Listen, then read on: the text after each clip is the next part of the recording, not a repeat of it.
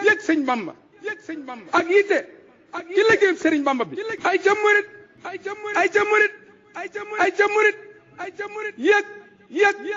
yëg sëñ Bamba ak yitte ci liggéeyub sëriñ Bamba bi. Buonasera a tutti, siamo qui riuniti a Pontedera oggi 28 di marzo 2026 insieme al Gonzato Group e tutta la Confederazione Murit d'Italia. Con il presidente Mubarak Lo e tutti i membri delle province e delle regioni d'Italia per presentare il progetto di lavori della ringhiera della moschea di Tuba insieme al gruppo Gonzato. Di qui do la parola all'amministratore delegato, signor Davide. Buongiorno a tutti, salve. È un grande onore far parte di questo grande progetto che verrà fatto a Tuba e noi siamo orgogliosi di essere stati coinvolti nella progettazione. Adesso è appena terminata la fase di progettazione di fatto e ora sta per iniziare una fase molto importante, è quella di produzione delle campionature in scala reale, quindi verrà prodotta una porzione di 7 metri di larghezza della cancellata che verranno poi installate per perimetrare la grande moschea di Tuba. Grazie signor Davide. Et à ma gauche, j'ai Djawriñ Ahmed Ndiaye qui fera la présentation en français. Comme vous avez vu, nous n'avons ménagé aucun effort. Nous allons le faire en italien, en français et en wolof. Et je vais donner le micro à Djawriñ Ahmed pour qu'il puisse faire la présentation de cette journée historique que la communauté mouride de la diaspora italienne présente aujourd'hui, la pose de la première pierre de la clôture du mosquée de Touba. Comme vous le savez bien, Seigneur Ahmed, dites-nous comment nous allons partir et comment ça va se passer, Inch'Allah. Ça a été un plaisir, hein? Donc nous sommes à Pontedera. Pontedera, c'est une ville qui est dans la zone Toscane, en Italie. Comme a dit Pape Demba, donc pour initier les travaux du changement des grilles qui sont aux alentours de la grande mosquée de Touba. C'est-à-dire, vous savez bien que Cheikh Modou Mountakha a donné un ndigal aux mourides d'Italie, leur demandant, vu donc les travaux qui vont être effectués à Touba pour la grande mosquée, il a demandé aux mourides italiens de changer donc les grilles qui sont aux alentours. Donc nous nous sommes retrouvés aujourd'hui à Pontedera, qui est dans une ville toscane, réunissant tous les daïrs italiens pour faire de telle sorte que l'argent que nous devons collecter pour réaliser ce projet soit bien défini. Donc des travaux ont été effectués ce matin avec l'entreprise qui doit réaliser le projet qui s'appelle Gonzago, en la présence donc de leur représentant légal.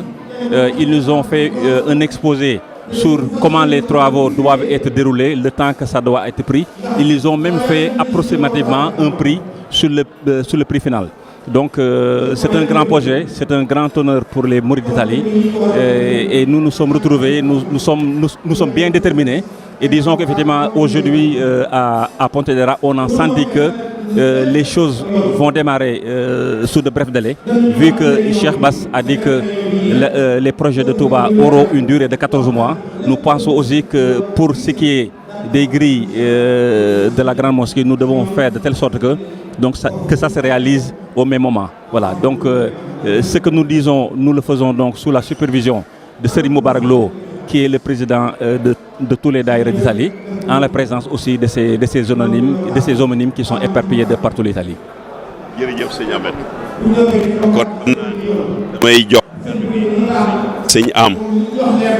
ni ma ko waxee rek dañoo am tawféex gu rëy ndax nag sëñ Touba dafa ñoo defal tawféex mën nañ ni liggéey bu rëy bi ñun rek ñoo ci nekk bitim réew ñu jagale ñu ak pàcc tey jii nag ñu mën a wax ni tey jii la ñuy teg sunu tegu xeer ànd kook sunu partenaires yi nga xam ne ñoo di waa Gonzago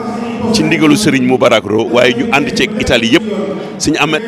am tey jii suñ la doon laaj yëg-yëg bi ak ndigal li nga xam ni moo fiy bàyyikoo ci sunu jëwriñ bi naka nga koy présenté. jërëjëf Pape Demba asalaamaaleykum wa rahmatullah waaw moom day Pape Demba santaat sunu borom bu baax te jaajëfale ci sëñ Mountakha di ñaan mu yàgg fi lool te gën a wér ak bépp murit ñu bég loolu may tàmbali rek di wax ni lii ma téye nii mooy échantillon bi nga xamante ne sëñ Mountakha Mbacké xalif général des mourides ci loxo mi teddee moom la joxoñoon tànn ko ne bii laa bëgg bii la murit Touba Italie yi war a defar sëñ Touba ci jumaam ji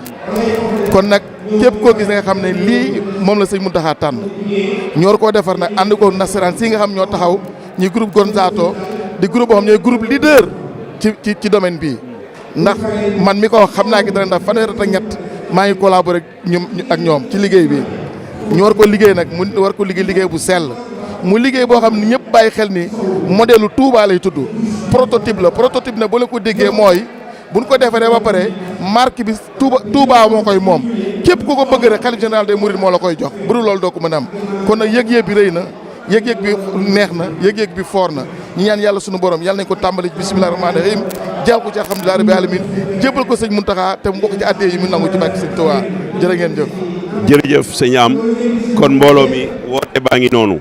Ringraziamo i nostri partner della Gonzato Group e sperando di rivederci a Touba per il giorno dell'inaugurazione, rispettando sia la tempistica che anche i precetti, che gli orientamenti che il Khalifa ci ha dato. Kon mbokk yi tey jii ndaje baa ngi noonu yendu la te incha allah dinañ fi dajalewaat jëwriñ yi bu soobee yàlla waaye lii dafa di loo xam ni tey jii dañ koo bëgg a wan askan wi yëpp wan ko murit yi nekk ci diaspora bi yëpp ñu xam ni rawatina nag ñun waa Italie liggéey bi ñun ñoo ko moom ñun la ko xalif général jagleel kon nag képp ku ci duggul rek yaa ci bokkul waaye yëgle bi yaatu na te mat na fépp 313 € la ñuy laaj bépp murit kon nag nañu fexe ba liggéey bi balaa ko sëñ bi di soxla ñu matal li nga xam ni moom lañ ci war a def tàmbali nañu Giro bi Toscana fas yéene jëm ci yeneen région incha allah dana mat kon jëwriñ woote baa ngi nii wasalaamu aleykum wa rahmatullahi wa barakaatu. ay jamurit ay jamurit ay jamurit ay jamurit ay jamurit yëg sëñ Bamba ak yitte ak ci liggéey sëriñ Bamba bi ay jamurit ay jamurit ay jamurit yëg sëñ Bamba ak yitte ak ci liggéey sëriñ Bamba bi